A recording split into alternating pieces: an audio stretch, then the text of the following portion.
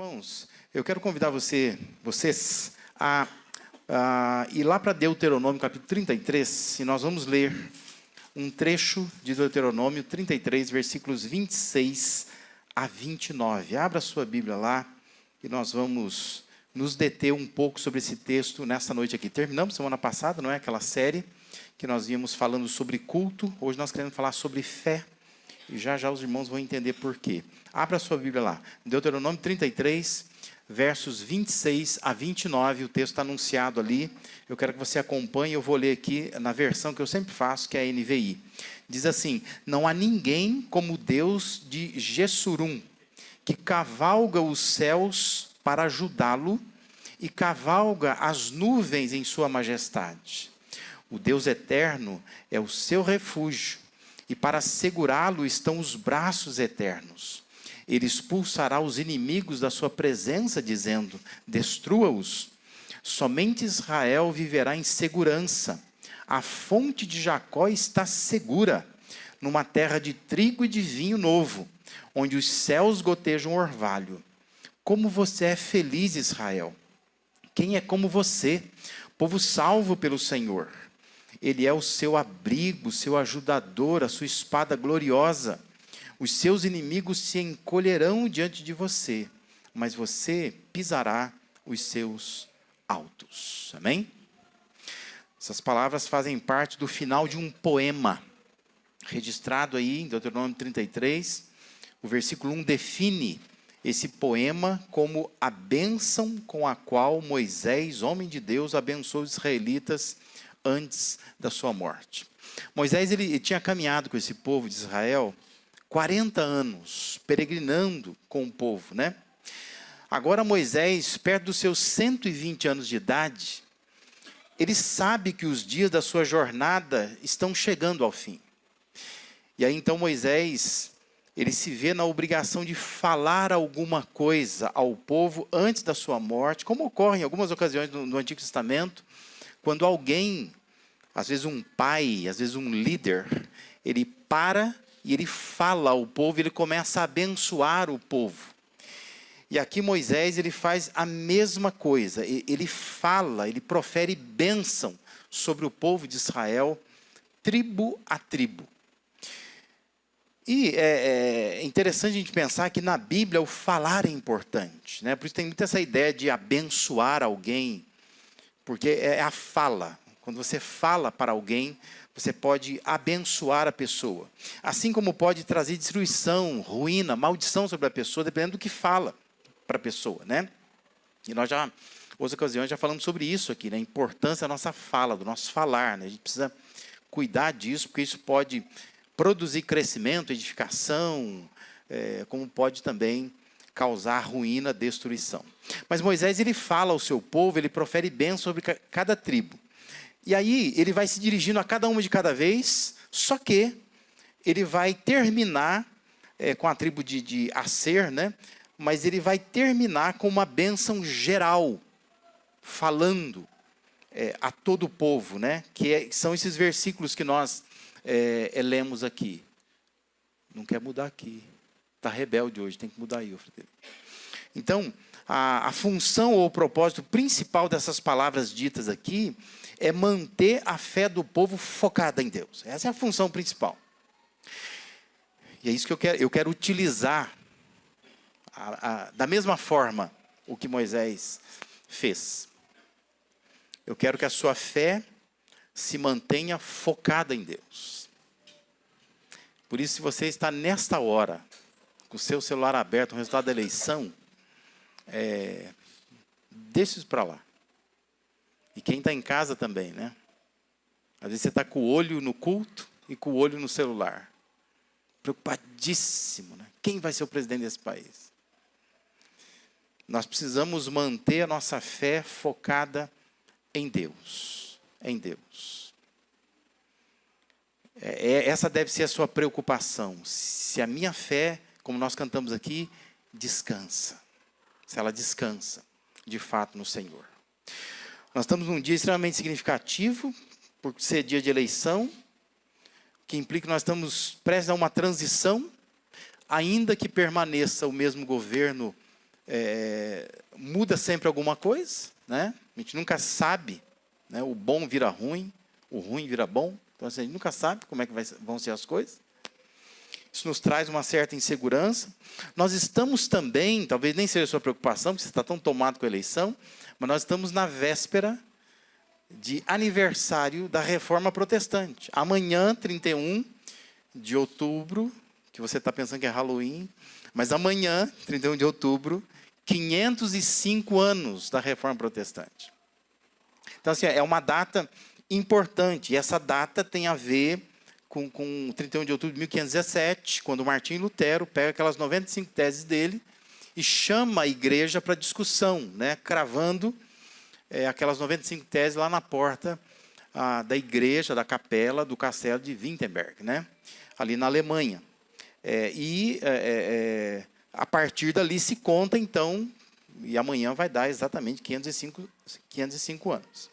Então, o chamado movimento protestante, ele vai se firmar sobre 5 fundamentos. Vai mudar agora aqui? Não vai mudar. Não está mudando. Precisa mudar aí mesmo, Frederico. Muda lá. Então, assim, o chamado movimento protestante, ele se firma, ele descansa sobre 5 fundamentos básicos, né? A gente está acostumado a ouvir isso aí, né? Ou seja, quando, no século XVI, a igreja se vê tão tomada por tantas coisas, várias pessoas começam a se preocupar. Mas o principal, o pioneiro, que marcou a história, é o Martinho Lutero. E ele, então, acaba... a partir dele, na verdade, não foi ele que fez isso, mas a partir dele surge, então, esses 5 fundamentos. Ou seja, igreja considerada protestante, ela precisa ter essas marcas. Ou seja, é somente a Escritura, somente a Bíblia é a regra de fé e prática sobre a igreja. Nenhuma tradição, nenhum costume, nenhum hábito bom manda na igreja. Quem manda na igreja é a palavra de Deus, é a Escritura. Um outro fundamento é que somente Cristo pode salvar o pecador. Então, uma igreja protestante é uma igreja que crê que só Jesus Cristo salva. Nada mais salva, não precisa de mais nada. Outras coisas são obediência, por entender que Cristo salva. Mas para a salvação basta crer em Cristo, como o ladrão da cruz, né? Na última hora, último momento, ele creu em Cristo, pronto. Ele vai estar no reino com Cristo. Então, uma igreja protestante, ela tem esse fundamento. Ela não precisa de outras coisas, não precisa convencer as pessoas de outras coisas, aguardar outras coisas. Porque só Cristo pode salvar o pecador. Um terceiro fundamento é que somente a graça que vai salvar a pessoa, ou seja, a salvação é uma obra da graça de Deus, não é por mérito. Se nós estamos aqui e a gente acha assim, não, eu estou salvo, não é porque você é bonito, não é porque você é cheiroso, não é porque Deus se apaixonou por você, não é nada disso. Se você é salvo, é uma obra da graça de Deus, não é nada que você mereça. Então não perca tempo tentando investigar assim, o que eu fiz para merecer essa salvação? Não deve ter sido nada, né? Provavelmente não vai fazer nada daqui para frente também. Pela nossa natureza humana, a gente merece ir para o inferno, né? Só que a graça de Deus, ela nos salva. A igreja protestante crê nisto, que nós somos salvos somente pela graça. Outro fundamento é que somente pela fé que o cristão é salvo e não pelo esforço humano.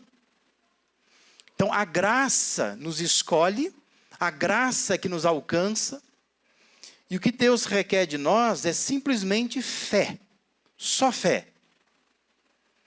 Então, é a fé que salva, é crer em Cristo que salva.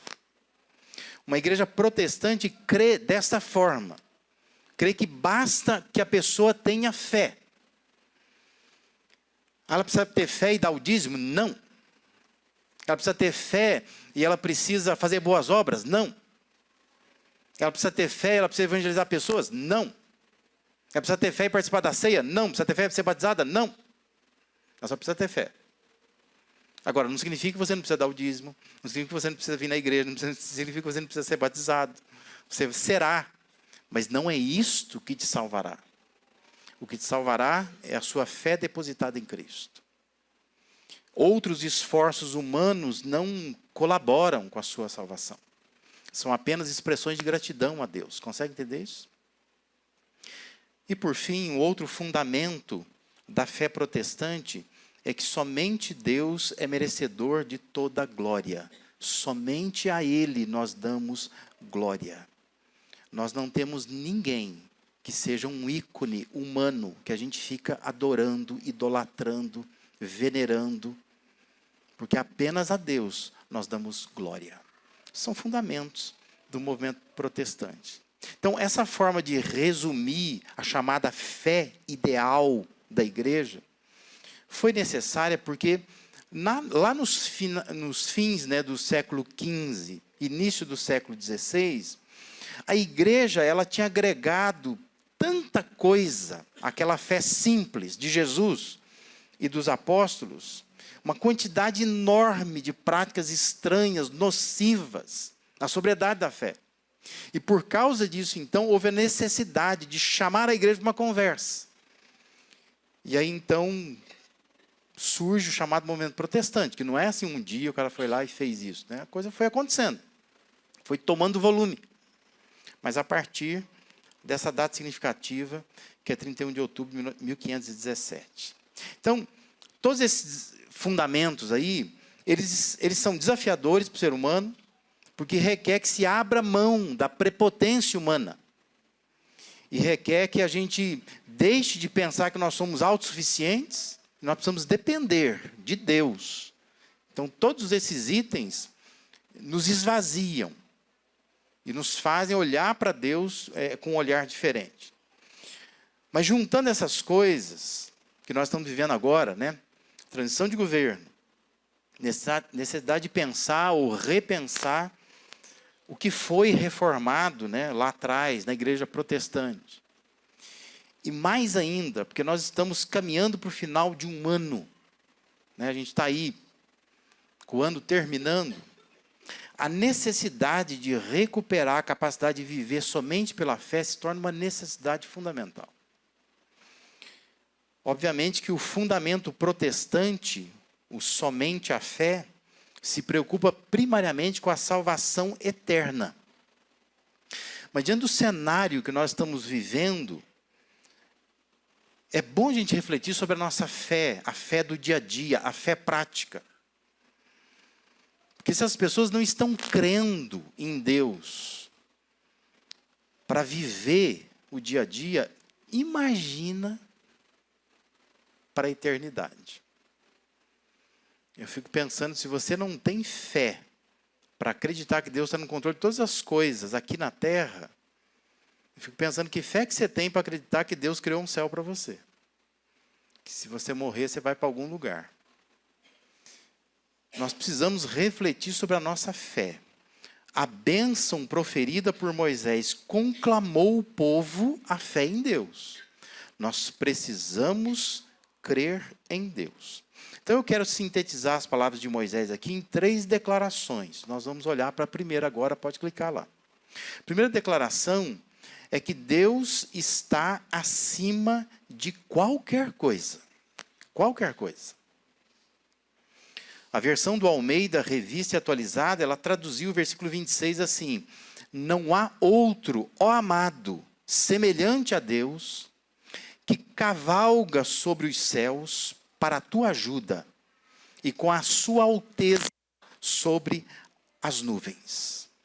Em outras versões, como a versão que eu li no início, a NVI, aparece a expressão Jessurum, que é uma palavra hebraica que aparece algumas vezes em outros lugares. Versículo 5, por exemplo, ela é repetida, dependendo da versão que você tem, vai aparecer ela de novo. Mas a raiz dessa palavra hebraica aí, ela tem a ver com a ideia de reto, a ideia de amado. E a Almeida, Revista Atualizada, que eu li agora, ela traduziu como uma exclamação, ó amado. Porque ela segue o entendimento da Septuaginta, que é aquela versão grega da Bíblia hebraica. Porque no entendimento da Septuaginta, essa expressão é uma expressão de afeto particular. É Deus se dirigindo a Israel, usando a expressão Jessurum, dizendo, ó amado, ó povo reto. O que alguns entendem como uma declaração a gente chama de honorífica, né? Como se Deus estivesse dando honra ao seu povo Israel. Deus dá ao seu povo status de povo reto. Não que seja. Mas Deus diz, é meu amado. É um povo reto, ainda que na prática não seja. Mas é o status. Assim como no Novo Testamento, nós somos chamados de santos, ainda que não sejamos, né? Mas Paulo se dirige aos santos da igreja em tal lugar. Mas aquele povo não é santo coisa nenhuma, na prática. Mas é um status. São santos. Deus olha dessa forma. São pessoas separadas para Deus. E aqui no caso de Israel, é um povo amado por Deus. Um povo reto aos olhos de Deus.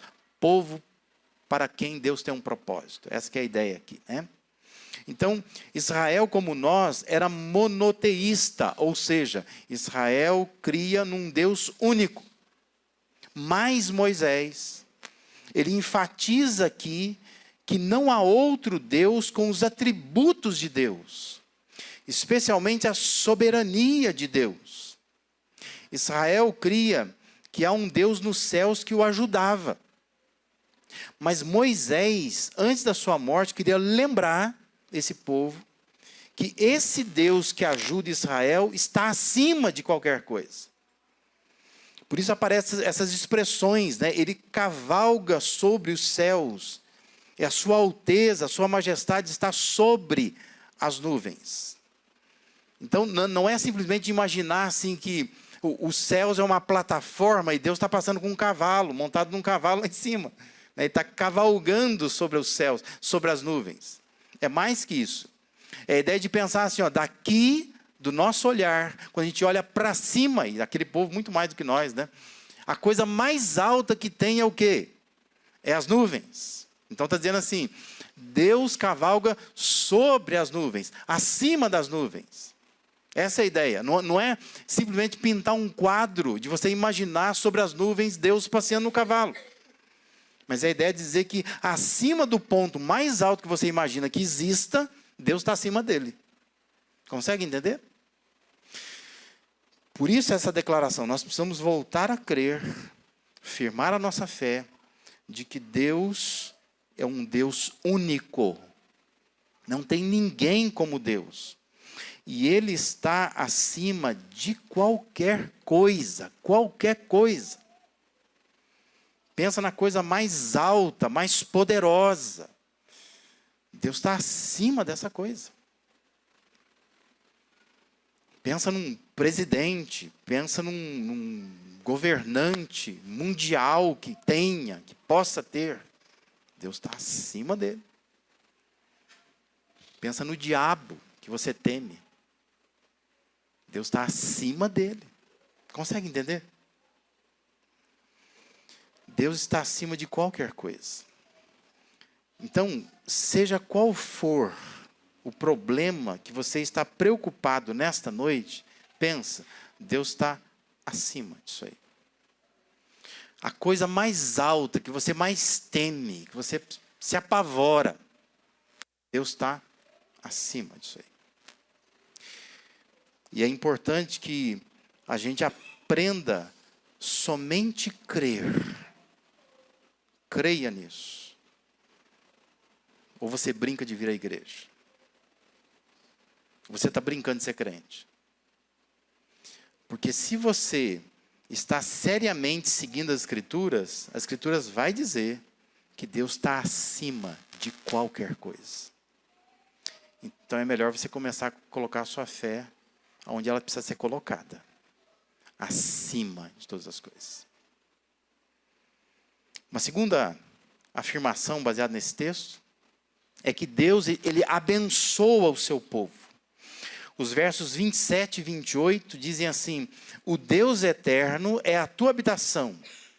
Por baixo de ti estende os braços eternos. Ele expulsou o inimigo de diante de ti e disse: destrói-o. Israel, pois, habitará seguro. A fonte de Jacó habitará a sós numa terra de cereal e de vinho. E os seus céus destilarão orvalho. Entenda como que Moisés está se dirigindo àquele povo. Está dizendo, olha, no ponto mais alto que a gente possa olhar e imaginar, acima das nuvens, Deus está lá. Mas esse Deus que está lá em cima, Ele estende o seu braço por baixo de nós. Percebe? Um Deus soberano, aquela música que a gente canta, né? Apesar da glória que Ele tem, Ele se importa comigo também. Deus não está só acima de tudo, mas Deus também está abençoando o seu povo. Ele é capaz de, na sua grandeza, descer e colocar embaixo de nós os seus braços. E nos sustentar, nos abençoar. Essa é a ideia do texto aqui. Moisés dedicou a sua vida para fazer com que aquelas pessoas compreendessem não somente quem Deus era para elas, mas quem elas eram para Deus. Versículo 3 de Deuteronômio 33 diz assim: certamente és tu que amas o povo. Todos os santos estão em tuas mãos, a teus pés todos eles se prostram, diante de ti recebem instrução. A luta de Moisés sempre foi essa. Não só que o povo compreendesse quem é Deus, mas que o povo compreendesse também o que significava esse povo para Deus. E nós muitas vezes também não entendemos isso.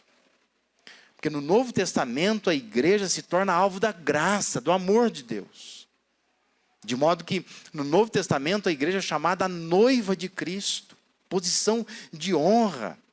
Ela é a noiva de Cristo. O Cristo que não casa com ninguém. Que não se envolve com ninguém. Mas Ele ama a sua igreja. De modo que a igreja é a sua noiva. E ela é considerada assim pela importância que Deus quer demonstrar ao seu povo aqui na terra. Deus abençoa o seu povo. Será que nós entendemos o que significa igreja como povo de Deus, para Deus, né? O que nós significamos para Deus? Significa fazer parte de uma igreja.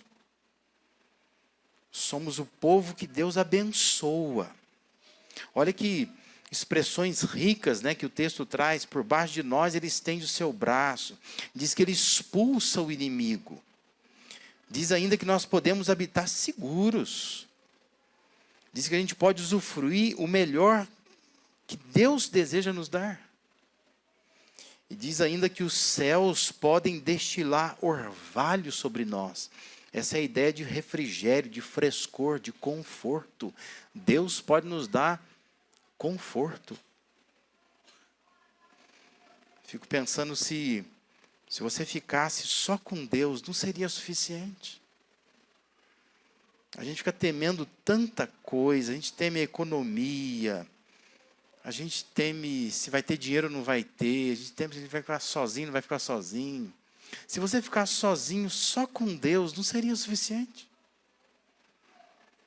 Nós precisamos aprender a viver pela fé somente. Entender que nós somos o povo de Deus. Deus vai nos abençoar. Vai nos abençoar. Pode entrar o presidente que for. Pode quebrar a economia do país. Mas o povo de Deus, Deus vai abençoar. O povo de Israel diz que a roupa não se desgastava. O sapato não gastava. Mas Deus estava abençoando o seu povo. Nos tempos de José, a Bíblia diz que Deus mandou José à frente. Houve uma fome na terra. Mas Israel foi buscado lá. Tinha comida para o povo. 7 anos de fome na terra. O povo de Deus não passou fome. Nós precisamos aprender a viver pela fé. Deus abençoa o seu povo. Então, meu irmão, minha irmã, não brinque de ser crente. Não brinque de vir à igreja e dizer assim, eu sou evangélico, né? E ficar nessa coisa absurda que nós vimos nesses últimos meses, de gente brigando na internet, pelo Facebook, uma vergonha para o evangelho, né? Pastores fazendo isso. Pastores morrendo de medo do que vai acontecer. Gente com medo da noite de hoje, dizendo que a minha igreja não vai ter culto. Porque vão quebrar as igrejas. Pelo amor de Deus, gente, nós vamos parar com isso, né? Que falta de fé, nós estamos brincando de evangelho. Está com medo de morrer? Morrer vai para o céu, ué. Né? A gente com medo de sofrer. Nós precisamos voltar a crer. Deus abençoa o seu povo. Haja o que houver, Deus vai abençoar o seu povo. Essa é a fé. Nós precisamos aprender ou reaprender a viver pela fé. Deus quer que você saiba disso. Nós somos povo de Deus. E se somos povo de Deus, nós somos abençoados por Deus. Fica tranquilo. O teu negócio não vai quebrar. Não vai. E se quebrar é porque Deus não queria que você ficasse com ele. Deus vai sustentar de outra forma. Deus quer te ensinar alguma coisa. Mas fica tranquilo que quando você está com Deus, com o povo de Deus, eu tenho certeza que essa igreja aqui não vai deixar você passar fome, você não passa. A gente dá um jeito, a gente se une, mas nós vamos nos ajudar. Mas nós cremos que Deus nos abençoa e vai nos abençoar. E uma terceira e última declaração que o texto aí nos permite fazer, versículo 29, é que Deus, ele protege o seu povo. É mais do que abençoar, ele especificamente protege. Olha lá, versículo 29, feliz és tu, ó Israel, quem é como tu, povo salvo pelo Senhor, escudo que te socorre, espada que te dá alteza. Assim os teus inimigos te serão sujeitos e tu pisarás os seus altos. Moisés diz ao povo, os teus inimigos te serão sujeitos. Mais que isso, você vai ainda pisar, esses altos que fala aqui, são aqueles altares de deuses estranhos que os outros povos tinham, inimigos de Israel. E Moisés está dizendo assim, Deus vai permitir que você pise, você vai pisotear esses altares a deuses estranhos. Deus vai proteger você. Veja lá, Paulo era tomado por essa convicção, né? Romanos 8:31. Que diremos, pois, à vista dessas coisas? Se Deus é por nós, quem será contra nós? Não é isso que a Bíblia diz? Não é isso que a gente decora, às vezes, enquanto nós somos crianças, ouvindo histórias, versículos fáceis. Esse é um deles. Se Deus é por nós, quem será contra nós? Não pode ser só uma declaração de boca para fora. Vamos crer somente em Deus, que Deus realmente é por nós. Quem que vai ser contra nós? Muitas vezes a falta de compreensão da forma como Deus nos vê e como Deus age a nosso favor determina a forma tão vazia com que nós tocamos a nossa vida. Deus está acima de nós, mas Ele não está só acima de nós. Deus também anda conosco. Por isso que Ele nos abençoa. E Ele está ao nosso lado, nos protegendo. É a melhor companhia que você pode ter. Confia nisso. Você está com Deus, como diz o Salmo 23, ainda que você passe pelo vale da sombra da morte. Não precisa temer, não. Porque Ele está com você. Isso é entender a presença de Deus na sua vida. Deus protegendo a sua vida. Em Lucas 18, depois de contar uma parábola acerca de uma viúva que importunava o juiz da sua cidade, Lucas registra o que teria sido palavras de Jesus. Isso é Lucas 18, versículos 7 e 8. Está transcrito ali. Eu quero que você acompanhe lendo. Ó. Lucas 18, 7 e 8. É Jesus falando, segundo Lucas. Acaso Deus, depois de contar a história da viúva lá que importunava o juiz, acaso Deus não fará justiça aos seus escolhidos, que clamam a Ele dia e noite? Continuará fazendo-os esperar? Eu lhes digo, Jesus diz, Ele lhes fará justiça, e depressa. Contudo, quando o Filho do Homem vier, encontrará fé na terra? Olha que coisa, né? Será que quando Jesus voltar vai encontrar fé na terra? Porque se os chamados crentes estão se comportando de um jeito que parece que falta fé, aonde terá fé? Quando ele voltar, ele vai encontrar-nos em fé, na fé, com fé. Nós precisamos ser encontrados vivendo somente pela fé. Por isso, meu irmão, minha irmã, não perca a fé. Não perca. Nós precisamos crer. Pense um pouco. Você tem compreendido que Deus cavalga sobre as nuvens, acima das nuvens? Tem compreendido isso?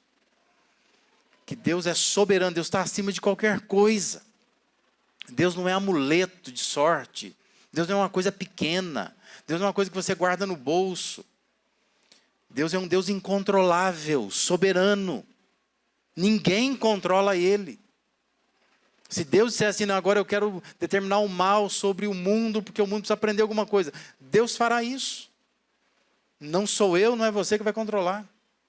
Entenda, você está buscando e debaixo de um Deus soberano.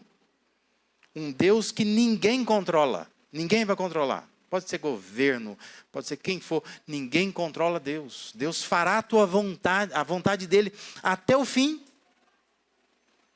Os propósitos dele, ele vai levar até o fim. Você crê mesmo nisso? De verdade, né? Pergunta para você, né? Eu creio nisso de verdade.